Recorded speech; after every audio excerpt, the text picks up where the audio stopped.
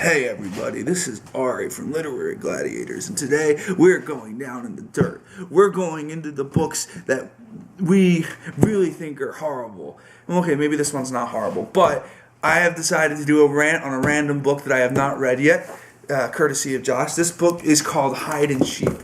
Apparently on the back it says they're bad, so obviously this book is bad, so that's why Josh got it. So now I'm going to open it up for the first time and read it, and we'll see how bad it is. You can even see he has that stupid hat there, and he's what kind of dress is this? That's no one wears that. Okay, first page is orange. That's bad. Hide and Sheep. 3 pages. They really want to make sure that I can't read this. 3 pages now. 4 pages now that they don't want me to. Okay. So it's some fat dude here, right? He's obviously missing a shoe, so it must be that guy. What's his name? Little Deedle Dumpling Mason John or whatever his name is. Wake up, Farmer McFit. He doesn't look fit at all. He's as fat as Fat Albert. Use sheep to shear and clothes to knit. I don't think he really cares. This is something that. Obviously, look at this picture. This is freaking Santa Claus. I mean, look at that wreath behind me. He belongs with the wreath, not in this picture. Your sheep has grown restless. They're jumping the gate. Now wake up and find them before it's too late. Well, there's one right there. There's one there. There's one there. There's there. And that is I'm pretty sure that's not a sheep unless it's been completely sheared off. That is a ram. And this is just basically a rip-off of Shaun the Sheep, and I do not like it when they rip off good cartoons. So I'm already upset about this book. 10 frisky lambs run away to the zoo. Where did the zoo come from? We were just at a freaking farm. 10 frisky lambs run away to the zoo to meet an okapi. What the hell is an okapi? A kind kangaroo, a spotted giraffe with his head in the trees.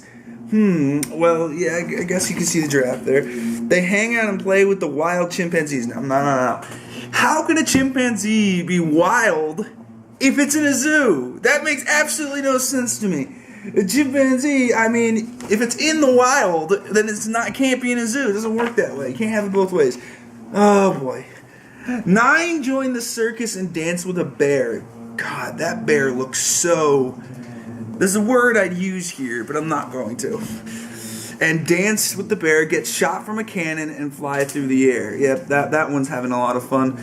Like woolly white comets. You couldn't use any other word but comets? Oh, boy.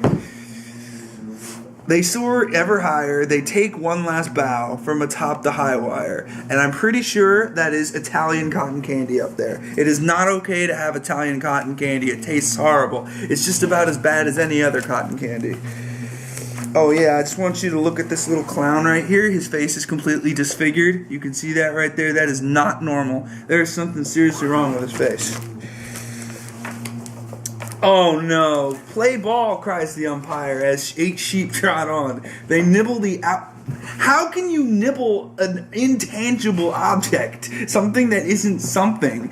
They sheepishly grin. Oh, fuck. They really did it. They used the word sheepishly. I knew it was going to happen. And that sheep right there is creeping me out. Look at his smile. Look at his freaking smile, guys. That is just disturbing. There's nothing else to say. They know it's forbidden, but munch all the same. With 3 chomps, they're out of the old baseball game. Well, they shouldn't have been in it in the first place. And why is this one wearing a hat? Does he think he's better than everybody else? Like all these ones, even the smiling one, they don't have a hat. But that one has a hat, and he thinks he's better than everyone else. You suck. 7 sly lambkins are eager to go. They sneak to the village to take on a show. Oh, this is the front cover now. They just repeated the drawing. That's how lazy they are. Alone in the dark with their favorite flick, they gobble down popcorn until they feel sick. Does it look like any of these sheep are alone? I see 1, 2, 3, 4, 5, 6 sheep. Actually, what the heck is... 7 sheep. What the heck is this? Is that a nose or a bill or a... And also, do I see any of them eating popcorn? Oh, no, one of them is eating popcorn. But it says they eat popcorn. Only one of them's eating popcorn. And what is wrong with this guy? This is my reaction to this book right here. This guy right here, that is me. That is a legit expression of me right now. I cannot take this right now. Oh, God. 6 clever sheep in the new art museum. Some pose like a statue so no one will see them. I do see you. You know, you're right there. Hooves click on marble, they dance and they play with Salvador Dali. No. This book, I will not allow name dropping in this book. No name dropping. This is a book about sheep. You do not include Salvador Dali or anyone else in this book. And where does it say anything about paint? Why do they have paint in an art museum? I wouldn't bring paint with me to an art museum. That would be the stupidest thing in the world. I don't get it. And look at the freaking Salvador Dali painting. It's made of sheep.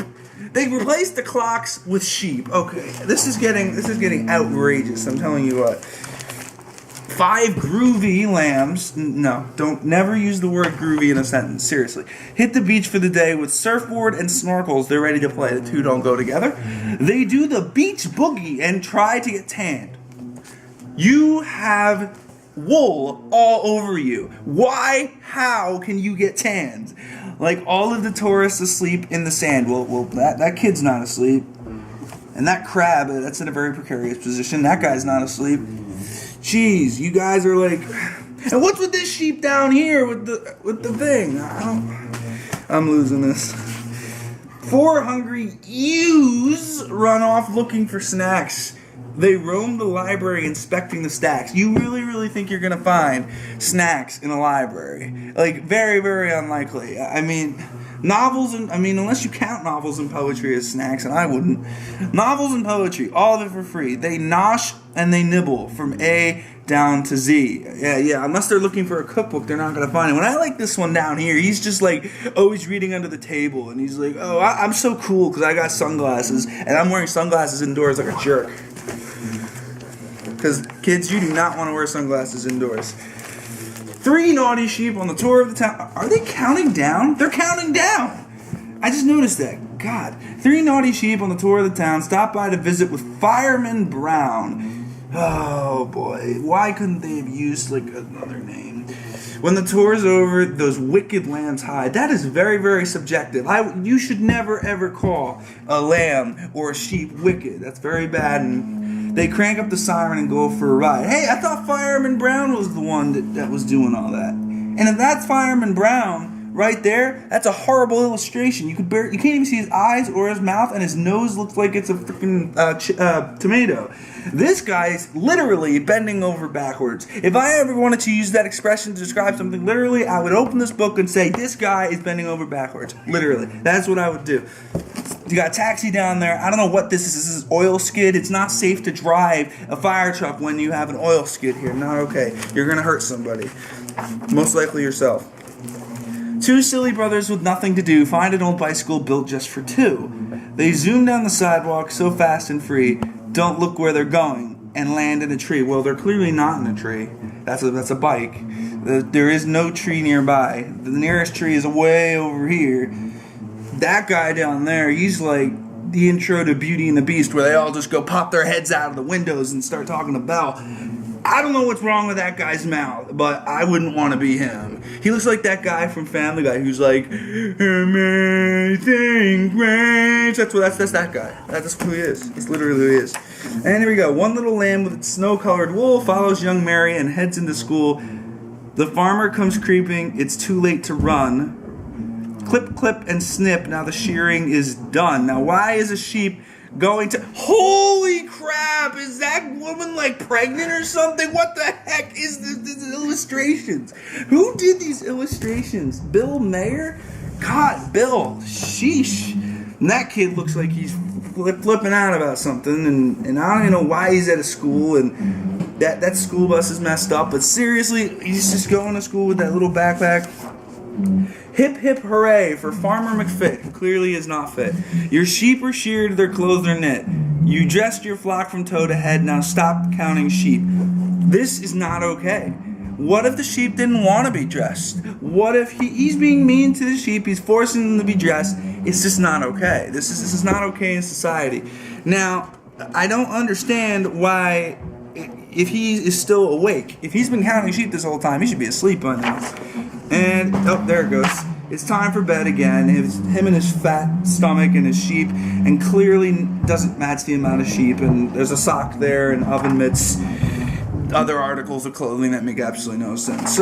So this book is absolutely ridiculous, and remember, for literary gladiators, the rule is keep reading, but don't read this.